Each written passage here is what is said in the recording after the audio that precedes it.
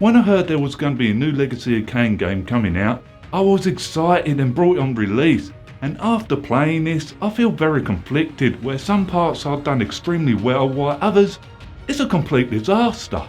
They went with this 2D classic pixel style scroll platformer, what reminds me of the old Mega Drive era, what brought back nostalgia for me. Apparently Legacy of Kain Ascendance is based on the Dead Shall Rise graphic novel, but I haven't checked it out yet since I'm waiting for the hardbook cover to be released, where I helped fund it on Kickstarter back in the day.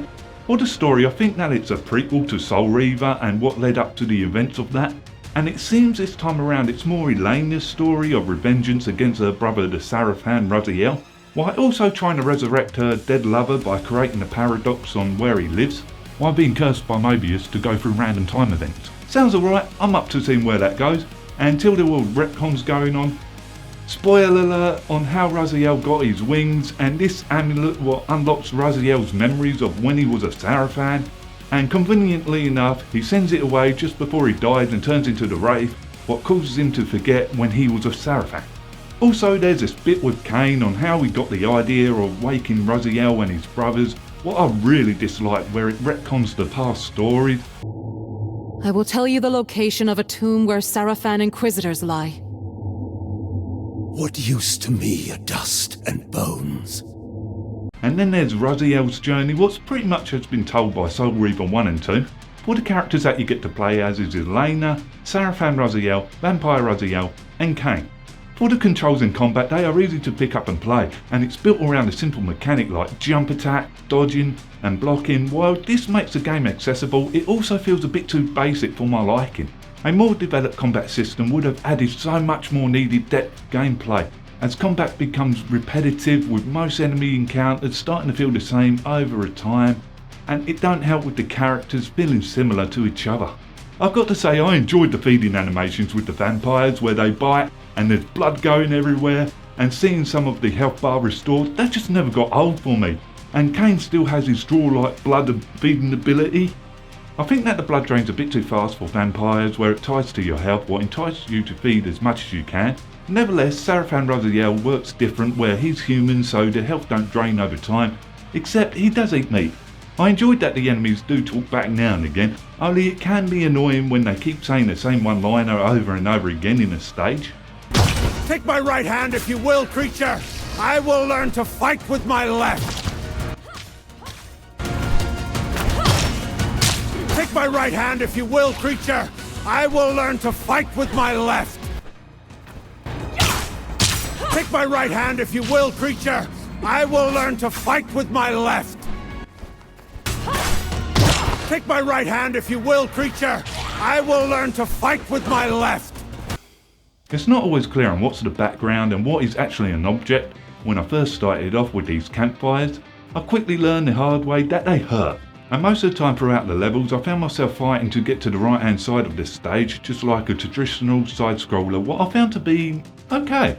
On the contrary, I did not like Raziel's flying levels, where the flying can be awkward, where I had to keep mashing the button, and if not perfectly timed, just a tiny little tap on the water will suck you in and kill you instantly. And on top of that, there's flying enemies, stamina orbs what I had to get. And I hated this stage because I found it hard to actually control this mechanic, where it's too clunky for that, what I discovered to be frustrating. However, I love playing as Kain, especially with that Reaver making that sound from Blood Omen. I enjoyed that, and having a one-hit kill with the enemies, especially with Kain saying "Fey Victor!" It's like candy to my ears again.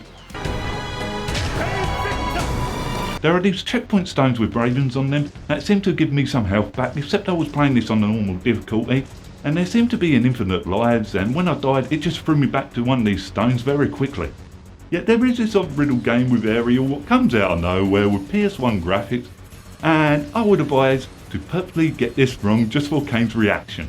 There are collectibles what tell you more about the lore, yet there's really nothing here for the veterans of the series. For the AI it's okay, but I did learn the pattern a bit too easy, and I ended up exploring that as soon as I possibly can. The boss fights range from boring, as in Raziel running backwards and forward on his horse, and it acts how you expect it to act, and others are predictable, creative, such as the Tomb Guardian. This guy looks sick, and the idea of facing something like this got me thrilled again, like in the past games. For the new characters, I've got to say I disliked them. Where there's Elena, they just come off very arrogant and too entangled to the past stories that already have been told, and it tries and puts her in the centre of it all. And then there's this character called Kisia something or other, who's half Hilden and half human, who seems to know way too much, and at this point it would not surprise me if this turned out to be Mobius in disguise. Apart from that, there's not much more to his personality apart from a wise old man. However, the voice acting is generally quite good and well acted, and the newcomers Elena and Ki person I thought are well done. And I love that the original voice actors of Kain and Raziel makes a return, and easily the best thing that this game got going for it.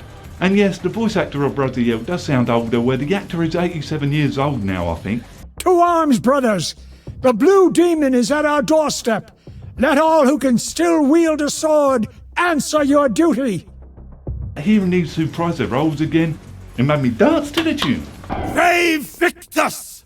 Although some character writing dialogue can be below average at times, and I could tell that the voice actors were trying their best with what they got to work with, yet some of it felt like it was rushed. Some of the art styles suit it really well, as in when the characters speak and it shows them talking. I was into that type of storytelling because the character design were decent, and other times it's like watching a cool animation scene, such as when Raziel was flying. I thought the animation scene was spot on and had that gothic nature about it, and other times it's like out of a kid's book. That did not really suit the game. And is that tape on the cardboard wings in a gothic medieval game? This broke immersion for me, and it's a really weird combination. Also, there are some scenes that it would not allow me to skip. I really love the stage's soundtrack, it perfectly matches that gothic medieval vibe, and I definitely see myself picking up a copy of these soundtracks in the future.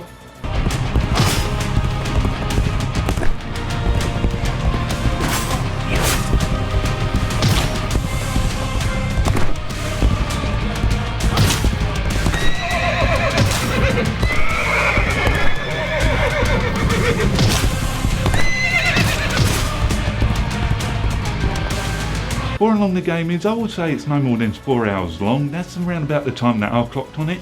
So in the end, I'm a bit disappointed in Legacy of Kain Descendants because this could have been so much more if the story was there. And it's not like a Legacy of Kain retro style game can't work because the original Blood Omen was so epic.